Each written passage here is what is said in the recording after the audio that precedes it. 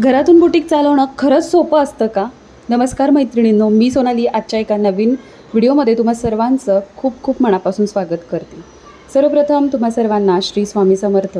आजचा दिवस तुम्हाला खूप मस्त आणि आनंदात जाऊ. आजचा व्हिडिओ खूप खास आहे कारण मी बुटीक बिझनेसबद्दल काही अशा सत्य सांगणार आहे की जे सोशल मीडियावरती कधीच कोणी बोललं जात नाही. इंस्टाग्राम, फेसबुक आणि यूट्यूबवर बुटीक बिझनेस खूप सुंदर दिसतो. छान कपडे, नवीन डिझाईन्स, ग्राहकांचे कौतुक. पण या सगळ्यामागे किती मेहनत, ताण, संघर्ष हे फक्त बुटीक चालवणाऱ्यांनाच माहिती असतं. जर तुम्ही बुटीक सुरू करण्याचा विचार करत असाल किंवा या आधीपासून तुमचा व्यवसाय करत असाल तर हा व्हिडिओ नक्की शेवटपर्यंत बघा. कदाचित तुमच्या मनातली गोष्ट आज मी ह्या व्हिडिओमार्फत तुमच्यापर्यंत पोचवणार आहे. खरी रियालिटी असते ती म्हणजे आपण जेव्हा घरातून एखादं बुटीक चालवत असतो तेव्हा घर आणि बुटीक हे दोन्ही सांभाळणं आपल्यासाठी खूप मोठं चॅलेंज असतं. आणि घरातून बुटीक चालवताना सर्वात मोठं चॅलेंज म्हणजे घर आणि व्यवसाय या दोन्हीमध्ये बॅलन्स ठेवणं. सकाळी उठल्यापासून स्वयंपाक, घरकाम, मुलांची तयारी, पाहुणे आणि त्याच वेळी ग्राहकांचे फोन सुरू होतात. ताई, माझा ब्लाऊज तयार झाला का? ताई, उद्या कार्यक्रम आहे. ताई, थोडं लवकर मिळेल का? अशा परिस्थितीत स्वतःसाठी वेळच मिळत नाही. लोकांना वाटतं आपण घरीच असतो म्हणजे खूप आराम करतो, पण प्रत्यक्षात घरातून काम करणाऱ्यांना जास्त काम करावं लागतं. आणि कामाची वेळ जी आहे ना ती कधीच संपत नाही.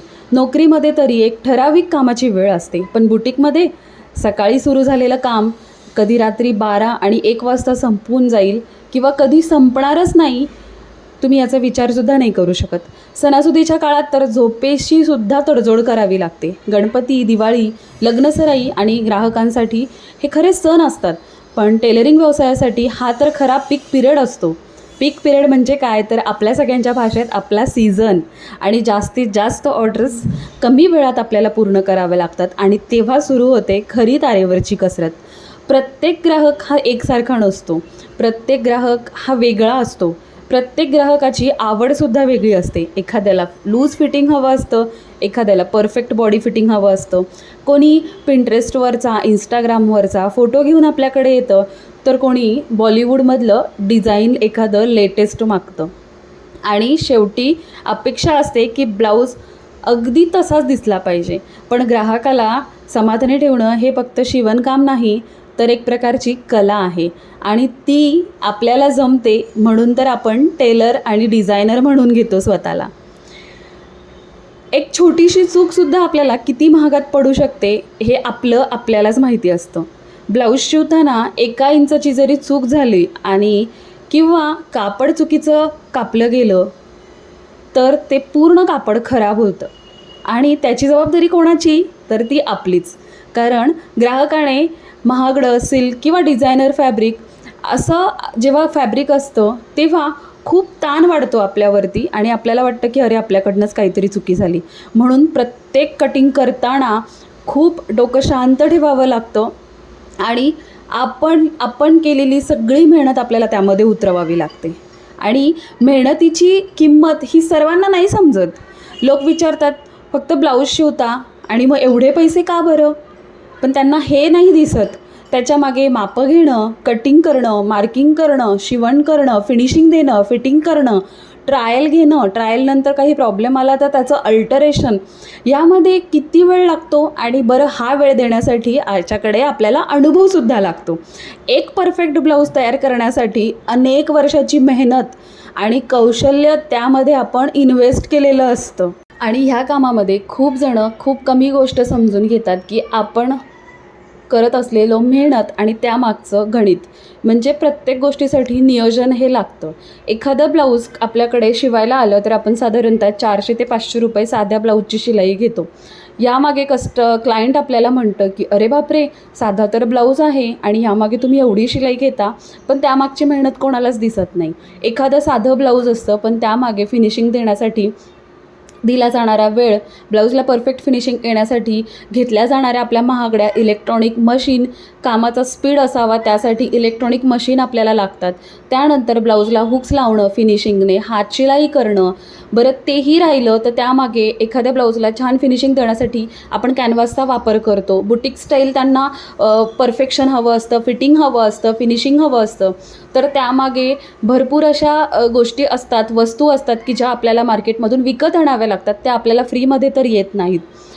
त्यामागची ही सगळी मेहनत असते आणि शिवाय आपण वापरलं जाणारं मटेरियलसुद्धा त्यामध्ये इन्व्हॉल्व असतं. काही जणी अशा सहज म्हणून जातात, सिम्पल ब्लाऊज तर आहे, 5 रुपयाचा तर दोरा लागणार आहे. पण हे 5 रुपयाचा दोरा फक्त हे तुमचं काम करत नसतं. त्यामागे आम्ही आमची खूप वर्षाची मेहनत घातलेली असते. आम्ही हे काम करताना खूप सारी स्वप्न बघितलेली असतात आणि ती स्वप्न पूर्ण करण्यासाठी प्रयत्नात असतो आणि मेहनत करत असतो.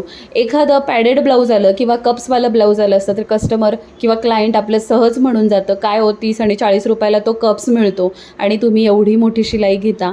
पण ते कप्स लावण्यामागे किती मेहनत असते हे पण तुम्हाला माहिती आहे का?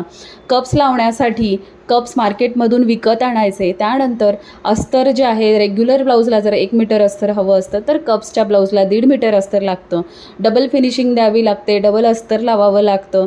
त्यानंतर एखादं फ्युजिंगचं ब्लाऊज कस्टमरला बुटीक स्टाईल ब्लाऊजचं फिनिशिंग हवं असतं. बॉलिवूडमधल्या ज्या महिला ब्लाऊज घालतात तसं ब्लाऊज त्यांना हवं असतं. सो अशा वेळेस आपल्याला ब्लाऊजला फ्युजिंग लावावं लागतं. बरं फ्युजिंग लावण्यासाठी फ्युजिंगसुद्धा आपल्याला मार्केटमधून विकतच आणावं लागतं. बरं आणलेलं विकत फ्युजिंग ब्लाऊजवरती पेस्टिंग करण्यासाठी खूप सारा वेळ जातो. ते फिनिशिंगमध्ये पेस्ट व्हावं यासाठी आपण खूप वेळ देतो त्याच्यामागे. सो ही सगळी मेहनत कधीच कोणी बघत नाही आणि फक्त विचारलं जातं एवढी शिलाई. आता फक्त शिवणकाम पुरेसं नाही आहे. आजच्या काळामध्ये फक्त चांगलं शिवणकाम करून चालत नाही. सोशल मीडिया मार्केटिंगसुद्धा करावं लागतं. व्हॉट्सअपला स्टेटस ठेवावं लागतं. फेसबुक आणि इंस्टाग्रामवरती पोस्ट कराव्या लागतात. यूट्यूब व्हिडिओ बनवावे लागतात. ग्राहकांशी सतत संपर्कात राहावं लागतं. म्हणजे आपण फक्त टेलर नसतो. आपण टेलर, मार्केटिंग मॅनेजर, अकाउंटंट आणि कस्टमर सपोर्ट हे सगळंच आपण बनतो.